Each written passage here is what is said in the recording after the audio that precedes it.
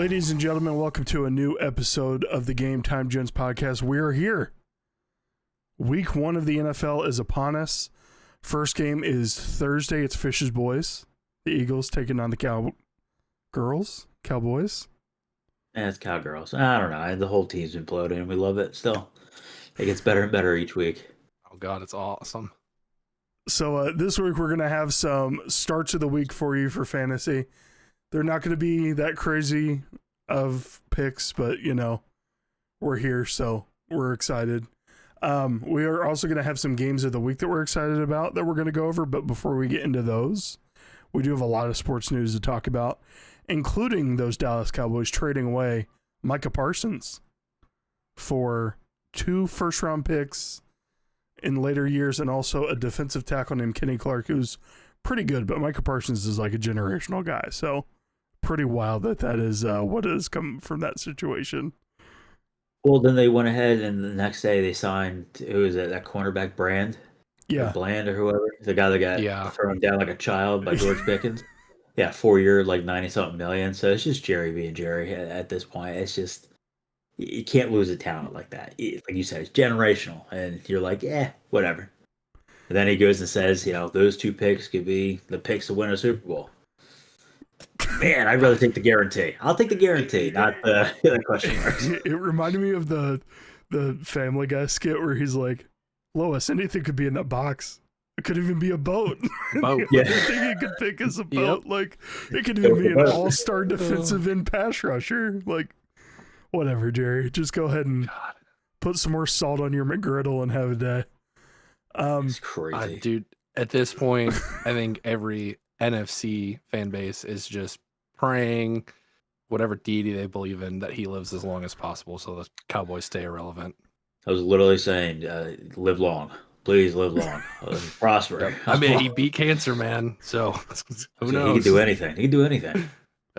Well, and then also on the Micah deal, came out that he's dealing with an L4, L5 vertebrae back sprain, and he may need epidurals to play on Sunday and throughout the season. So I don't know if the Packers did any research or what's going on there, but that's also just another interesting little tidbit to throw in there. Because if he's dealing with that, you know, takes a hit the wrong way, and all of a sudden, hey, you just signed him to, you know, highest paid non-quarterback ever, and now he's out for the season because he injured his back. Good job, guys. $47 million a year. That's crazy.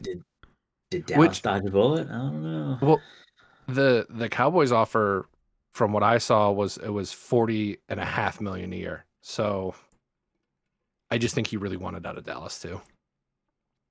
Oh yeah, I think you're right. After that statement he released about how everything's behind closed doors and his agent's not allowed to be involved, I think you're right. But talking about the back sprain, like, I always thought trades, don't they have to be done with the physical pending? So did they just waive that for Micah, or? I thought so. I thought that was part of, and it should be in everybody's contract, whether a free agent or a trade or anything like that. They have to go through a physical and they have to pass. Unless Green Bay is like, look, we'll take the risk. Let's just get him and bring him in. And then, look, if we got to sit on him for however long or be cautious, that's fine. Because like you say, he's a generational talent. Like, we're not going to be like, you got a back sprain. We're not going to go with it. Like, get your guy, take the risk. And if it pans out, it pans out great. And if it doesn't, worst comes to worst, he sits out. I mean, Green Bay's defense is still good. I mean, they just get better, especially playing in that division. They need someone to, you know, get to Goff, get to everybody else. So, you know, if I'm the GM or owner of Green Bay, I mean, as long as the guy can stand, you know, if he's missing a leg, I'm probably taking him anyway. So, 2 first-round picks for them is really nothing. But the young team that they have, they got shit to burn. So, crap to burn. Could be an owner of the Green Bay Packers. You're good. Yeah, he shit to burn, you know. So, I could, but you know, I'd rather be part owner of the Eagles. But one day. Trades are not official until players involved pass a physical exam administered by the new team. So it could have been too that it was just missed. You know, it wasn't covered in that physical. Who knows? But I still think the Packers win on that. That or they just They just said, "Hey, man, come on over." They steamrolled Dallas. They're like, "Yeah, 2 first picks and this other guy." Yeah, absolutely, 100%. Some guy I remember seeing that, Can and you I sign off on this real quick? dude, I was so upset because that's now he's in the division, play him twice a year. Yeah. Oh God, but it's not like the Lions haven't played against Micah before, so who knows? Now the Packers just need to figure out their wide receiver 1, and hey, maybe they can go win a Super Bowl. And 2 and 3 and 4. And 2 and 3 and 4. They're all just going and to Jordan play. Love kind of needs to get his shit together. I think Jordan Love will be decent this year. Is that a hot take? Is it a crazy take? I don't think so. He'll be just fine. I think he went round 17 of our draft the other night, Fish. Well, I mean, you look at stat-wise compared to everything else, and the top 5 quarterbacks, all your rushing guys, your Lamars, your Hurts, Daniels, Allen, stuff like that. We know that those point differentials is so close, but then the next 15, talking what, 20, 30 point difference? Yeah. What is that, 2 points a week? I mean, you're really just looking at the big boom factor. So he'll be fine. I think they really screwed him over playing 38 different receivers every other week. And he's like, I can't build chemistry with Wicks because he's not in this week. So now I got to worry about this guy. And, poor Tucker Kraft, that guy. I mean, he's like, right here. You can throw me the ball. It's fine. I'm here still. They're not changing me out. So he'll be just fine. He'll be just fine. Fantasy-wise, I have him. He better be just fucking fine. Oh, just panicking over there slowly. But I got some football news here. I'm excited about the NFL starting this week, but last weekend, college football is back, baby. And Bama lost the opener. First time since 07, 01. I don't know, it's been a while. They lost as a 14-point favorite to FSU, who went 2-10 last year. And FSU's new quarterback transferred from Boston College, Tommy Castellanos, not related to the baseball player, believe it or not.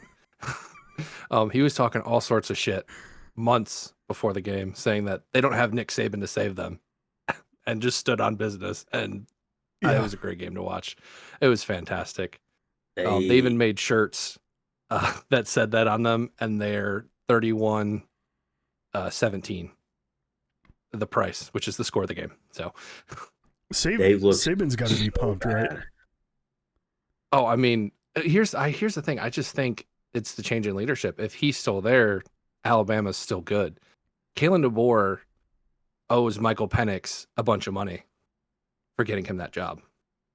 And Rome, all those guys on that Washington team that he led to the national championship. It's go ahead, Fish.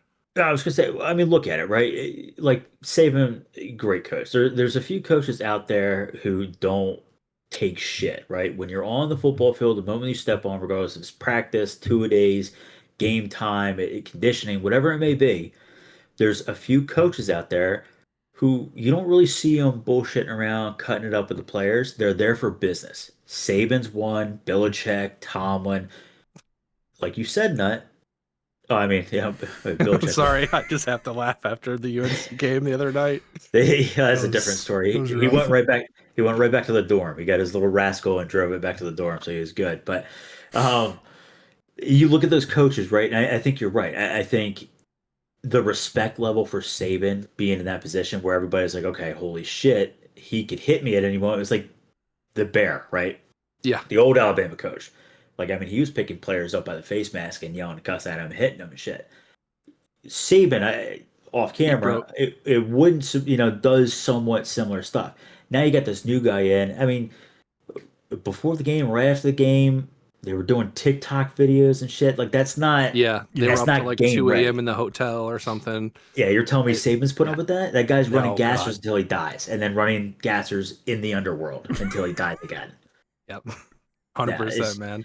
So I definitely think it's a coach thing. I mean, look, Mom's a big Bama person. She went there for college and stuff, and how animated she gets. It was bad. I saw some of the highlights. It's bad. It's not good. Horrible. Yeah, they looked real rough. So and I'm here for it. I mean, I hope they lose to UL Monroe this week. That'd be awesome. Insane. Yeah, last time they did that was 07. And I guarantee you the whole team ran sprints for the whole week of practice after that game because Saban was there. But it's, you know, college football chaos, you know, and on that, you know, Lee Corso was the only one to pick FSU in his game day picks. Last one, he went 6-0. Should have rode the parlay. $10 would have won me 10 grand. You know, but then we had three other, you know, a couple other top 10 matchups this week. You had OSU hosting Texas. They came out on top, unfortunately. Arch struggled. Dude, people, you know, they're overreacting. It's week one overreactions. He's going to be fine. First game on the road, massive stadium. I've been there for an OSU football game. That atmosphere is crazy, and it was they were playing Toledo, and I mean it was loud. These students are going nuts, and it was a night game too. So, you know, 12 o'clock. They've been drinking since 8 a.m. And you could see it on TV, especially with all the hype with game day being there. Yeah, and then you had LSU at Clemson.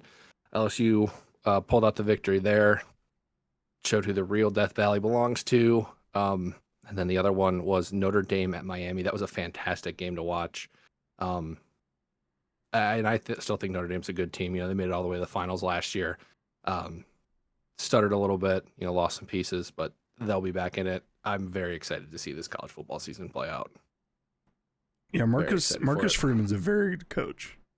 Like, I'm excited. Yeah. I'm not a Notre Dame fan at all per se, but I'm excited to see what he does with them this year. Yeah. Well, and there's a lot of generational, I think we've talked about it before, there's a lot of generational talent on the team. I think Larry Fitzgerald's son's there. Mm-hmm. Those running backs, both of them that they have, are very good. Mm-hmm. So quarterback's good. Like, still a very good team. But Miami, Carson Beck transferred there. We saw what he did at Georgia. I mean, he looked phenomenal. It's, you know, and it's hard to go down there and play in that Miami humidity and heat, even at night. Like, it's awful. It's awful in Florida. So that's a big factor when you play on the road. So I don't know. Just going to be a fun season. Can't wait. Can't wait for the end of September or end of November when the game happens. You know, I watched a little bit of the Michigan game, not too much. They're playing New Mexico State. They won, as they should have. But from what I saw, Bryce looked good. He gave himself a C+, says he's still got growing to do. And I'm like, cool, you're a freshman, and you know that. That's just a good sign. Yeah. Definitely. But that's it for the college football news. Fish, I see you got some stuff here? Yeah, just some fantasy updates as we near the first week of the season. You start to see depth charts kind of become finalized. Good news is we were correct. Travis Hunter is currently listed as a wide receiver with a CB backup. The three of us anticipated that they would start him out as receiver. But I think it was a great call out on probably developing special packages on defense for him to come in and helping that way. So fantasy wise, I mean, if he blocks a pass or gets a tackle, that's 1 point, 2 points. So the fantasy implications there, as long as, I mean, even if he only plays 5 snaps, that's 5 extra opportunities that not other offensive players would get. So something to kind of keep in mind of. I know a lot of people are leery on taking him early because his projection was anywhere from like 250 to 300 points because, you know, Sleeper or ESPN anticipated him being both sides of the ball constantly. So just something to kind of watch out for. A couple other news, little hot takes on. Quick question for you, Fish. Sorry, on the Travis Hunter situation. Speaking of Sleeper, in our leagues, you know, we have the IDPs, the individual defensive players. So on Sleeper, he's listed as a wide receiver and a DB. Could you start him as an IDP? Even if he only played mostly receiver? I am. Yep. Yes. So you can. So wild. Yeah. Keep in mind, Sleeper also did this a while ago because they had Taysom Hill listed as a quarterback or something like that, tight end, while he was being a quarterback. So people double dipped in points, but they eventually changed that to make him only a tight end. So as long as he does play the majority of snaps at receiver and then dabbles in, because I mean, you look at Warren, Taysom Hill, who, you know, they'll line up in the backfield, then they'll throw a couple passes, then they'll catch a couple passes. So he's really incorporating everything. As long as he doesn't play X amount of stats or X amount of percentage on defense, that should stay that flex spot for receiver and cornerback. But for people out there for fantasy thinking the same thing, Lucas Otowski and the rest of us that could double dip in that, ESPN or Sleeper or Yahoo, wherever you go with, they may change it mid-season to only a receiver. So don't get your hopes up throughout the season thinking that you're going to get 38 points and you're going to put him in the DB slot, especially playing with IDPs and taking advantage of that. It'll happen for a few weeks, but they most likely will change that if they see a drastic point sway on defense and offense. So just kind of keep that in mind. So good question. Taysom was listed last year. I remember seeing him as QB and tight end, and now this year he's only at tight end and still on the pup, which sucks. Yeah, unfortunately. In other news, the Tennessee Titans, seems like they might have found their other receiver, Eric Ayo Manor. I'm not sure if I'm saying that right, but digging the last name. Is currently listed on the depth chart starting ahead of Van Jefferson. Those of you who remember Van Jefferson, I think we said, is pretty much irrelevant ever since he came in the league. That guy just kind of can't catch a break. He was never a number one. Not really a number two. Is he number three? I don't know, but he's not starting ahead of Eric. Big shout out to Jordan Nicely. Gabe Davis signs back with the Bills. I know he was all up in fantasy about that. He's very, very stoked. The Bills are doing it right. They're doing the Kansas City approach, getting these mid-level receivers, getting him a lot of weapons, because we know that Josh Allen is good enough to essentially whoever is down there, he can get them the ball. So you don't need necessarily a Jamar Chase or anyone top tier where they're going to spend big dollars on. You just need a guy that can run quick, good route runner, and has hands, which in theory should be that 1%, top 0.1% of all receivers in the NFL. So those are the minimal requirements. It seems like that's what the Bills are going for. Caleb Johnson, the rookie that we all have had high hopes on. A lot of people were pretty sold on him. He's got a big frame, good ability to run, catch, did pretty well in the preseason, is currently listed, and here's the biggest shock, I think, so far, is listed number 3 on the depth chart for running backs for Pittsburgh. I know eventually he should probably take over the reins, but it kind of seems like either they don't fully trust him or they're giving him a little bit more time to develop. We know Jalen Warren, that guy is a little quick meatball. He has no problem taking a hit. Very good pass catching back as well. So kind of see Caleb Johnson kind of step into that third down role if need be, that bruiser, kind of go north-south, kind of what we talked about, and let Jalen Warren kind of dance around everybody else and then take it up the field. So keep an eye. I would not panic if you drafted him early in your rookie draft. I know he went top 5 in most of our leagues just because of the running back purpose, but do not panic. Definitely stash him. If you have a taxi position open or an extra bench spot, keep him there. There's no need to drop him or anything like that. If you're on the other end, if you don't have Caleb, it might be a good opportunity to try and get him low and try and entice that other person that has him, saying, hey, he's RB3 on the depth chart, wait a couple weeks, maybe he only gets a couple carries, and then try and shoot low for that and eventually get that reward of that high end reward, low risk. Keep in mind, their running backs recently, outside of Warren, has been Najee Harris, Le'Veon Bell, who both have similar frames to Caleb Johnson. So, yeah, is there a pattern? Maybe, but keep an eye out. System? Maybe. I don't know. And then the last bit of news that we saw, Jackson Dart has played very, very well this offseason, has kind of taken the reins and is finding chemistry with Neighbors and everyone else there.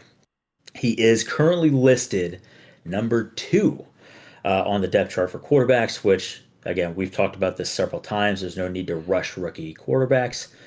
Give him time to develop, but it is important to notice that he is ahead of Jameis Winston, behind Russell Wilson. So just something to kind of keep an eye out for. Again, if Russell goes down, it seems like Jackson Dart is fully capable to take in that role and continue to develop chemistry during practice with all the Giants. So that's it. I think that's it for all of our news. Oh no, what happened? Hey, what did I say last week about Jackson Dart? Week 5, he'll be the starter. You think that early? I think that's the earliest he'll go in, if anything. I think Captain Cornball is going to start most of the year. I'm going to tell you that right now. I mean, I hope. I picked up Jackson Dart. I think I drafted him in one league. I think I picked him up in another to stash him because he's going to be the guy next year. They're drafting their guy for the future. He'll be the guy. They're learning from Daniel Jones, and to not just throw him in there and let him get slammed. But that's awesome. I didn't know that. Good shot on that fish. And then one more thing that I saw earlier today. I don't know if you guys saw this, but Hunter Renfrow signed with the Panthers. Again, I did see this. Trying to sign him, but they couldn't because this kid was watching Bluey and kept hanging up on the calls. And he's like, "Oh shit, you guys have been trying to call me. Yeah, I want to sign, please." So, yeah. Apparently he has looked insanely well in practice and in the off season. So I'm glad that he's earned that spot. I mean, that might be a decent little stash away too, especially on those bye weeks or an injury happens for a little flex position. I mean, they got to force feed somebody, and who's the guy? Who's that big guy? So they just Ted McMillan. Ted McMillan and then Xavier Legette. Which Xavier Legette has all the credentials of being an incredible receiver and just hasn't panned out. So Tate will probably get force fed, which is understandable. The guy's an absolute monster. But that little 3 spot, that little corner, that little nickel spot, it's that little slot receiver. Hunter Renfrow, that's where he lives. So it's just something to kind of keep an eye on, especially in PPR leagues. It's point per pass. If he gets 4 to 8 receptions, even with 20 yards, I mean, he's still double-digit points. So just kind of something to kind of keep an eye on. I mean, he essentially is going to step into that Adam Thielen role from last year. Yes. So. Yes. Which Thielen, I don't know, did we talk about it last week? He signed with the Vikings. So nope, and he took a pay cut to do it. Yep. But I think he's happy to be back. Yeah, JJ, I mean, they're lining him up to have a year, even with Jordan Addison being suspended of the 3 games. But, man, it's especially having that receiving core, and then you just add that offensive line. Like old man Rivers. I mean, that guy, it's a Caleb, what's his face? Williams. Who's the guy? Yeah, that guy. Yeah, I was thinking of his brother. Caleb Williams. I mean, they're getting all the players around him, so there's no reason to fail. So I don't know. It'll be an interesting season, that's for sure. No, it will be. I can't think of a better situation that a young quarterback has gotten into other than that one. Oh yeah, 100%. In like the past 10 years, so good on the Vikings. Maybe CJ Stroud, maybe. Well, his rookie year, yeah, but yeah. I mean, if Tank Dell can stay healthy, then dude, we talked about that last week too. Yeah, he might be done forever. Like it's bad. Done forever. It's really bad. I thought he just tore his ACL. I thought he just tore his ACL again. He dislocated his knee and tore all 3 ligaments in his knee. Well, thank God they drafted this 6'3" rookie, so he'll just go ahead and slide into there. Yeah, 2 guys from Iowa State. This sucks because he was good and he was on the upswing, but you know he was fun to watch. It does suck. Yeah. So, but no, we can get into our week 1 starts of the week. Who wants to go first? I'll take it. Go for it, Fish. I'll take it. You weren't here last week. Go for it. Oh God, yeah, that's right. Sorry, I was doing vacation things. And a 6-hour time difference didn't really help that either. So, my start of the week, it's within my own division. It's a very high-powered offense. They keep adding dynamic players, especially with their rookie running back. Their current running back is 30, but we know what he did with the Chargers for so long. It's just they have weapons all over the place, and now they added a very, very versatile wide receiver who has a chip on her shoulder, who is very disgruntled on his last team, who treated him very, very poorly. I'm going to go with Deebo Samuel. I think Deebo, for much of the reasons why I said Scary Terry, he got his extension, which is great, so now he's happy. Now he can practice, without being a little petty. He's going to take the number 1 corner, especially the numbers that he produced last year with Jaden Daniels back there. He's going to take the number 1 corner and have a safety shadow over him. Cool, great. Ector's looked really, really good this preseason. So good that he is taking the number 1 starting role. I know that they had that rookie running back still, who also is very dynamic pass catching wise. Brian Robinson's no longer there. It just seems like he wasn't doing the job, so he got moved over to San Fran because they needed a 38th running back that really fucks my roster. So why not? With that being said, we know Daniels is a very good passer as well as scrambling on his feet. So now we're talking about multiple different dimensions. I think Zach Ertz is still there, which, I mean, just come back to the Eagles. Plays retire as an Eagle. We love that. But now you're talking about multiple different weapons, multiple different people that can do multiple different things. So now the defense has to scheme not only against two dynamic running backs, dynamic quarterback, a scary Terry, the tight end, a good offense, good defense. But now you add a Debo Samuel who is extremely tough to bring down and is known not for his blazing speed, but his yards after catch. You can't get the guy down. Not as well as they have said that they're going to go ahead and line him up in the backfield as well and kind of play around with it. It just adds another dynamic to their offense there. But my bet, right? I think he's projected 10 or 12 points in most standard leagues. I think he's going to go over that. I think that offense is way too good. This offense reminds me of the Lions, right? There's so many weapons here. So many. They're not going to get 8 points. They're going to get 25 plus, which means that's 25 plus points of X amount of touchdowns. That's going to get spread to Jay Daniel, Terry, Scary Terry, and Debo. I'm anticipating him again, not known for that blazing speed, but that more possession back, get up the field, cut over the middle, get the yards after catch. We're going to see an old Debo, a reformed Debo on the end of his prime. Debo, kind of what we saw with the 49ers, but now with what he's been saying, he's kind of kept off Twitter. Seems like his mind's back in the game. We know when he was with the 49ers, that was a fucking scary thing. Yeah. And so I know Brock Purdy is just like, oh, quick little slant, and the Debo breaks off for 80 yards. You're like, yeah, easiest game in the world. So breaking tackles. I'm anticipating you're going to see a lot of the same stuff there. I think he's going to go over the 12 points, and I think we'll consistently see him being a detrimental factor to this team and to their offense. And I think they add more points to what they had last year because now they don't only have Scary Terry breaking off for those long runs or over the middle. Now you add that other dynamic player who is a good ball handler, playing with a chip on her shoulder, very tough to bring down. So I hate it. I really don't. I was like, dude, he's old as shit. He's washed. And then you start to see him in practice, and you're like, oh, okay, yeah, no, he's locked in, and he's been locked in.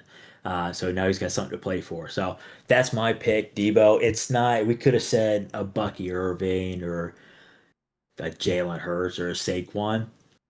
Let's take it a little step further. Let's go for that little sleeper, that early sleeper on these rosters, especially if you're in those deep 10 to 12 people leagues where you might need a flex.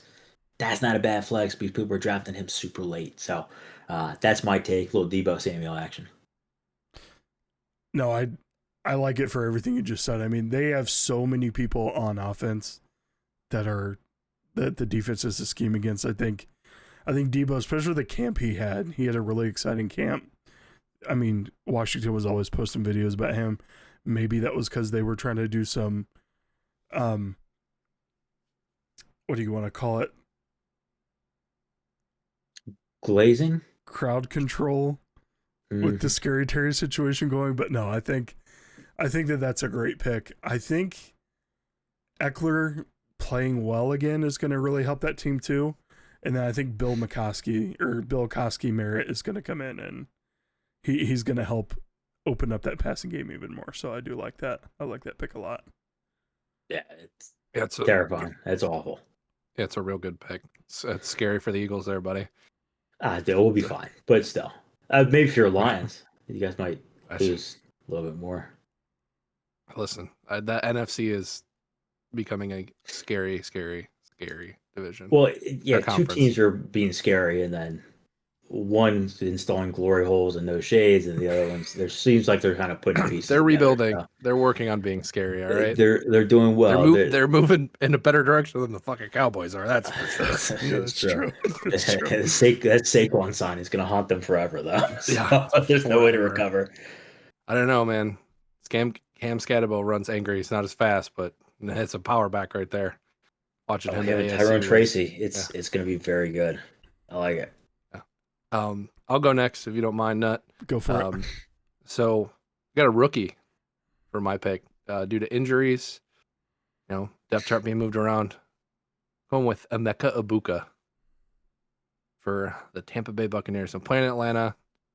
So Chris Godwin still out. He's off the pup, but he's not expected to play till October. You know, we saw that gruesome injury he had last year. Still recovering from that. There, McMillan also on the IR there. Who knows when he's going to be back? I think he hurt his neck in the preseason. And then Cade Otton is also questionable for this week. So Baker's losing his targets. Mecca's going to slide her in that wide receiver 2 spot. Mike Evans, we all see what Mike Evans can do. We've seen the record that he's probably going to break this year, 1,000-yard consecutive seasons. He's going to take the number 1 corner, probably get double covered. And Mecca's going to see a lot of targets this week. What? Just every time I hear you talk about Mike Evans breaking the record, my mind immediately goes to Jerry Rice saying, "Yeah, I'm good with that. I'm all right with that. I'll sign off on it." Hey, dude, man, it's got the blessing. It's not like the guy from the Jets who yelled at Brett Favre about the sack record for Michael Strahan. Oh yeah. Yeah, you know what I'm talking about. Can't think of his name because he's also crazy because of all the concussions and steroid use. But yeah. But Atlanta last year ranked 22nd in defense on pass yards allowed. Baker's had this resurgence ever since he left that wonderful town on the lake over there that this guy really likes over here. Mish Baker. Wait, Baltimore? Baker didn't play with Baltimore. They're on an ocean, buddy. I thought you were talking about another. You got to remember, he likes all 4 of those teams. Well, he likes 3 of them. He doesn't. Nobody likes the Steelers. Right. Clearly, all 4. They're also 31st in touchdowns allowed. So again, with it just being really him and Mike Evans, and then obviously don't forget about Bucky Irving in the backfield and Rachaad White back there. He's going to see targets. He's going to get open. He's 6'1", 205. We saw what he did in college at Ohio State and the run they went on last year. I'd start him for sure, or at least throw him in a flex if you've got other good receivers. He's projected to get 12 points. I see him getting way more than that. Well, maybe not way more, but definitely more than 12. Yeah, I think 12 is a very safe floor for Emeka this week. Yeah. I mean, they've shown clips of him in practice, and what he's doing to these cornerbacks should be illegal. I mean, his route running is already up top with some of the best. That's a good pick. I like it. Yep. Ohio State wide receivers in the NFL too, pretty good. They're not wide receiver U anymore, but pretty good. They're close. Probably wide receiver. Second wide receiver division. U too. Yeah. Second team wide receiver U. Are you guys ready for my pick? I'm going to be a homer. I mean, I like this pick though. Yeah. I'll come out and say it. I do too. I mean, I named my fantasy team after this pick. Yeah. So my pick, my start of the week is going to be the Chief, David Njoku of the Cleveland Browns. He is a tight end. Last year, the Bengals were the absolute worst team, one of the absolute worst teams in the league against tight ends. This is the stats that they let through, or they placed in, I should say, throughout the 2024 season. They were 31st in targets allowed against tight ends, 32nd in receptions allowed against tight ends, 30th in terms of yards allowed over the entire 2024 season, allowing 1,114 yards to opposing tight ends. And they also allowed the 31st most touchdowns to opposing tight ends at 10 touchdowns over the year. Last year, Njoku, as he does every year, they played the Bengals twice. In those 2 weeks against the Bengals, Njoku had 24 targets against the Bengals in those 2 games. And that was with, I'm going to say it, not great quarterback play out of any one of the quarterbacks on the roster last year. Flacco is back. Flacco and Njoku, when they were together late 2023, made some magic together. From week 14 to 17, when Flacco took over and threw the ball to Njoku, Njoku scored as followed. This is in PPR formats. He had 27.10 points against Jacksonville, 26.4 points against Chicago, 16.4 points against Houston, and 16.4 points against the Jets. Now, I understand tight ends, they're hard to come by, but I'm saying even if you don't have a tight end slot in your league, you can start Njoku as a flex play and be very comfortable with that this week going forward. So comfortable, in fact, I have made a parlay, including David Njoku. So David Njoku, damn it! Now I'm gonna change my lineup. Don't play him. I'm putting $10 down that Njoku gets 4 receptions, 40 yards, and a touchdown.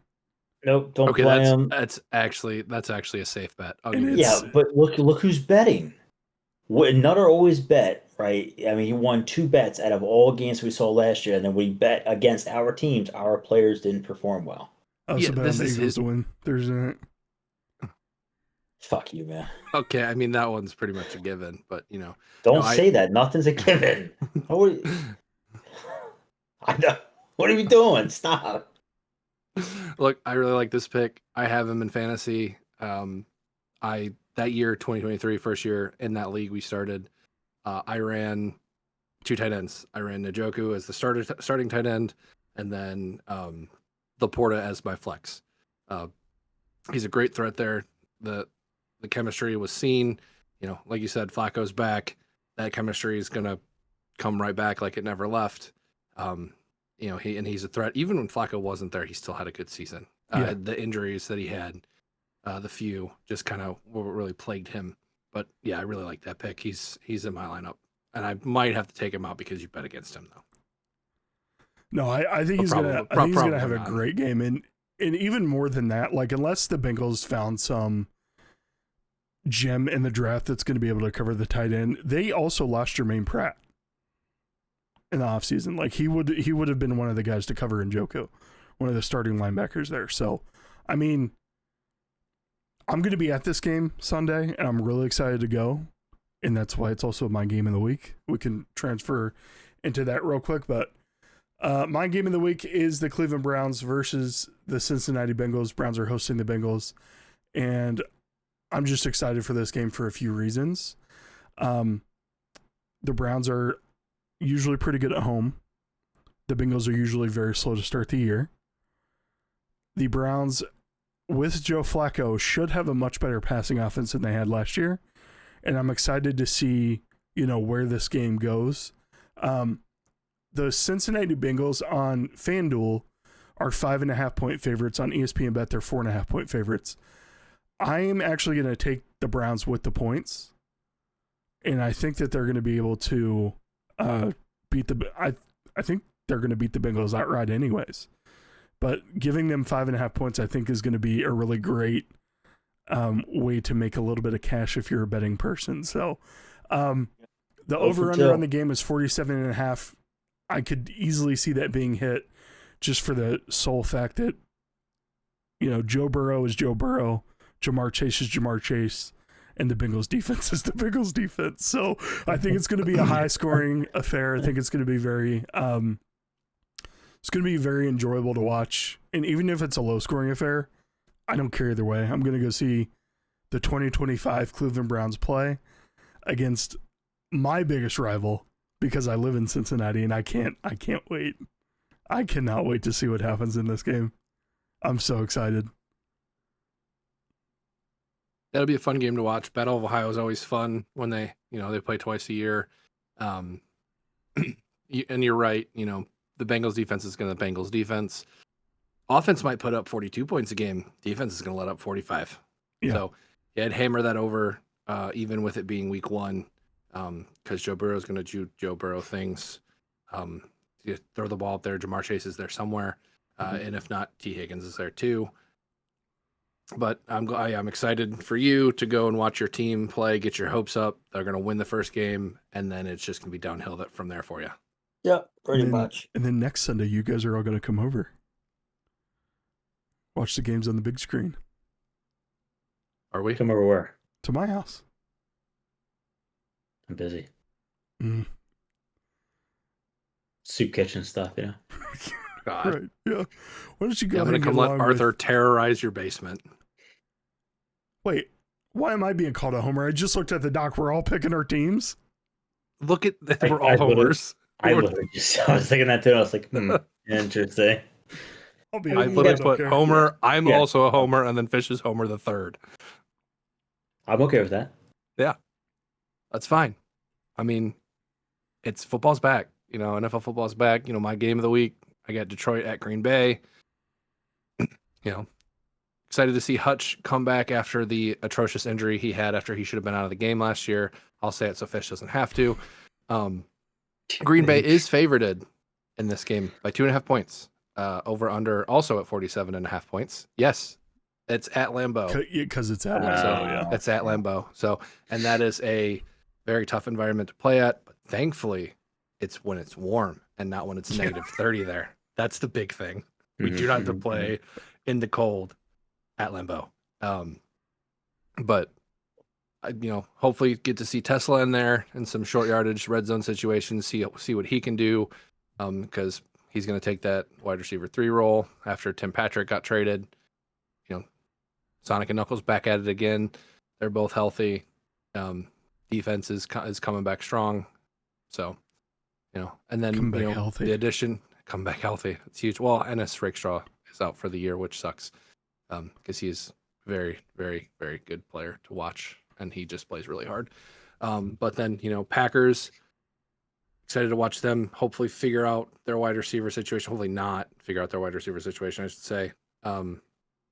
See what Micah can do when he's getting epidurals on the sidelines, which, for those who don't know, I should have mentioned this earlier, you get that when you give birth to a child. Yeah. So, and Liz was on an epidural, and she felt nothing.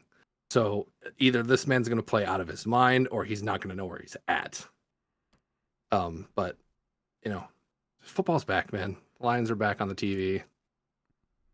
I think game's at 4:20, so I can watch it after I watch The Conjuring and shit my pants. I'm very excited. Very excited. Very excited. That'll probably be the game I watch on the way home on YouTube TV. Yeah, no, not a sponsor, by the way. But hopefully not crying. No. I need the Bengals to lose the first 4 games of the season, so ticket prices drop when the Lions come to town, so I can go to the game. Never happened. That's what we're rooting for. Ticket price is not going down. Oh, no, they're not. God, no. The Lions. Standing room only is $300 right now. They have standing room only seats? Yeah. Well, standing room only, not seats. Right? They have a spot where you can stand and watch the game. Oh, I didn't know that the Bengals did that. So, yeah, they do. Mike Brown's just so cheap, you can't put some chairs down, huh? Bosom and I stood for 12 hours when the Patriots came to play, and we I don't know if it was National Lurch Day or whatever, but no one was less than 6'5" in front of us. So let me tell you how much of the game I saw right there. Big goose egg. Was it like standing behind me? Yeah. Zoltowski's. Yeah, I mean, they definitely casted a shadow for sure. So, well, maybe this helped with the sun. Your delicate skin. I mean, yeah, maybe. But speaking of sun and not putting shaders up, my game of the week is, as you guys would assume, is going to be Dallas and the Eagles. It's like the other two said, NFL's back. Why not talk about our teams? I already talked about the Ravens, the Bengals, and Cleveland. Soltowski's got the Lions. Look, college football does this, right? And high school too, to a certain degree. You get the confidence boost. The first game, you always play some shit out in the boonies, and they got 5 kids at the school, and like the quarterback is also the kicker, but then also plays the corner. You're playing one of those, so you need that confidence boost, right? There has been a lot of clips that have surfaced, and the Eagles look locked in. I even saw Jalen Hurts make a rare emotional, like after a long throw to Devontae when he caught it in the end zone, because we'll see a lot of that this year too. So Hurts was excited. I've never seen him excited before. He has emotions? When he won the MVP, the Super Bowl, there's nothing. He's learning via chart. He's doing something, but this is a statement game for them.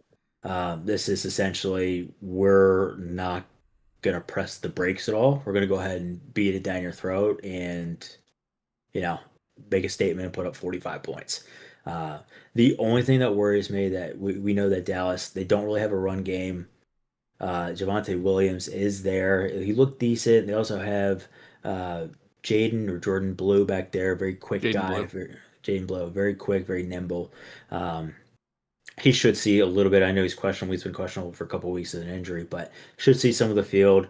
It's really on Javonte if he's going to keep the number one spot. But the biggest thing that does scare me, and it's not CD, okay? Quintanamo Bay, it's going to lock CD up. We already know that. We saw it last year. Dak, we know Dak is a good quarterback. Him and CD, it seems like they're going to get back on track with the chemistry. The one thing that does scare me is a new George Pickens. They added another big physical, big receiver. Our number two corners, not the greatest, not the greatest. I think that they're going to of course force feed CD when they can, but expect George Pickens. Also, a little fancy thing. I'm starting him in a couple leagues over some guys that would normally start on my rosters, but with the implications there that one, Dallas is most likely going to be down a good amount of the game. They'll have to pass a lot. They don't have a run game right now established. They're going to force feed CD. Eagles are going to play smart and go, okay, well, we'll shadow over CD side. Going to leave George Pickens opens. So that makes me a little nervous, but it's going to be a great game. It's first game of the season. Let's kick it off right. Let's shove our foot down their throat, and nobody leave the game injured. So that's what we're looking for. But very excited to watch this. I'll be locked in somewhere and made the family come over and watch Thursday night. But it's good. Can't wait. We put the Super Bowl behind us. Everybody got the rings. We'll hang the banners.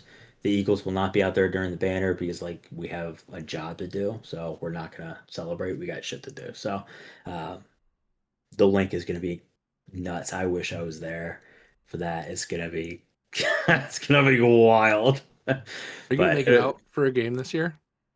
I'm gonna try to. I got a lot of stuff going on, but I'd like to get Pops out there, and then a buddy of ours, Dan, who lives in, I think he lives in Jersey now, but he originally lived in Philly. So I'd like to get out there and go to the link, see a game. This would have been a good one because the chemistry and the rivalry there. I just wish it was snowing so we can beat the hell out of Dallas, throw snowballs at them, and Santa Claus again. So let's bring that one back. But yeah, no, very excited. Eagles are nationally favored 7.5 points for the victory, and then the over under just seems like ESPN, Hulu, Yahoo, everyone and their mother. It just seems like the over under is always going to be 47.5, at least for the first game. So, yep. I mean, I'm not much of a betting guy, but I would definitely say go against whatever Nut says. So, and you'll win money. Hey. I bet Eagles money line. So smash the over on that one. Their Dallas's run defense is gone. Yeah, that's the other thing too. We don't have to worry about Parsons. No. You don't have to worry about any pass rush. So DeMarcus Lawrence either. Oh god. Yeah, I think you guys play the Packers this year though. I think it's yeah. I can't remember which game, but yeah, I think we do. Which that was a good game last year too when we played them. So no, that's an exciting game as well. You know, with the Super Bowl champs coming back, game one at home, hanging the banner, and I've already seen too that they've said, well, we're not champions of anything. It's a new year, which is just a scary mentality to go against because they're just like, all right, we're back at square one. We got to do it all over again. So it's like the Lane Johnson and Kelsey when it was Jason. I was said Travis for some reason. They got engaged, by the way. No one gives a shit. So. We talked about it last week. Well, this is all over it. We're a Swifty safe podcast. We care. Dude, so we stupid. care. You know what? Let him beat us. I have him on fantasy in the one league, but I don't care if he gets distracted. It's fine. You're done. Let him get distracted. Have fun. Good, congrats, buddy. You know what the crazy thing is that they showed like a side by side comparison of like his net worth compared to hers. His is 70 million, which is like lit. That's no, we won't see that in 12 lifetimes. Hers is like 1.6 billion. Yeah, dude, she's worth a lot of money. Yeah, everybody's like, he signed the prenup. I forgot how to write. I don't know. Tickets for her shows, because I know Liz was looking. The cheapest seats were like thousands of dollars, like in the thousands. It's a whole. It's almost like a cult, honestly. Like it kind of gives that vibe, but like not a bad cult. It's not. It's not a bad cult. There are, you can be a good cult. Can you? Gives people friendship bracelets. Yeah, Jim Jones was a great cult leader, right? Everybody drank the punch. We're not saying the Game Time Gents podcast is not saying that Taylor Swift is like Jim Jones. That is not what we're saying here. Fish, we don't want the Swifties on our bedside. The divorce album's gonna go hard, man. We just don't want that. Yeah, I'd say that. Yeah, that'd be funny. It's the same pattern. So, but good picks. The sleepers. Great picks of the games of the week. More Sundays without football. It's back, baby. It's back. It's back, and I'll let you know. I'll be very pissed off if we fucking lose. So. Just anticipate that. Any worry about the chip on the Cowboys' shoulder for them being their ring ceremony? Well, Jerry has a chip, and then he doesn't because like the dementia kicks in, so like he thinks there's a chip on his shoulder, but he's just arguing against his own players and really shafting himself. So, do you think that he has glory holes installed in the owner's box at the visiting stadiums when he's there? Yeah, from what I understand is that he had a big partisan down the middle. It kind of split rooms from like one owner to another owner. He's got not like one or like two. He actually just a big circle. So now he just walks through the glory hole and walks back. It's a big thing over there. I think it's a Dallas thing. I think the glory holes I think it was originated in Dallas, along with like being asset thing. So. We're here for it, I guess. But it's going to be a bad week for the state of Texas. Or it could be a really great week, and it won't be on Facebook for a week. So I just can't wait to read all the comments. Because, us Eagles fans, we are fire that guy, cut him now for dropping a pass. And then we're like, oh, he's the best. That's what we needed. I think you were calling for Sirianni's head like week 2 last year. So yeah, 1,000%. You know why? Because he's just stopped play calling. The flower just be the pom-pom cheerleader that we need. Just have the guys back. That's cool. I love it. But let the actual people that know football, let them call. Kellen Moore, Vic Fangio. Well, Kellen Moore last year. Vic Fangio, that guy's elite. That guy. Where's he going next year? Who's he going to go coach? I don't think he wants to go anywhere else. He tried the head coaching thing. It did not work for him. Look, some people are made to remain DCs and OCs and not head coach. Nick Saban. So I'm just saying, it also went to Miami, didn't really pan out, and went back to college. So Bill Belichick and then just went to college, has not panned out yet. Yeah, but he went to college for a different reason, though. That's true. He also went to UNC. Yeah, he's banging that girl, right? He went to UNC. Like, that's a basketball school. True. You mean his girlfriend? He's got to figure out the transfer portal. He can't just be like, "Come here and I'll pay." Well, I guess he can now, but he doesn't have the money because he doesn't have the crafts backing him up. Can.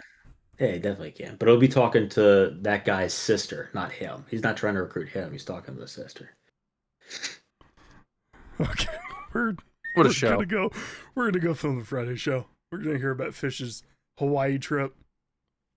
Oh, did I go to Hawaii? Yeah. Did you get laid in Hawaii? What? All right, that's the show. Yeah, that's what they call it when they put the flower necklaces. They call it getting laid. It's called a lay. Okay. This is the most divorced dad joke I've ever heard. All right, we'll see you guys later. Thanks for listening. Thanks for watching. Always CGG. Thanks for being Gent. See ya.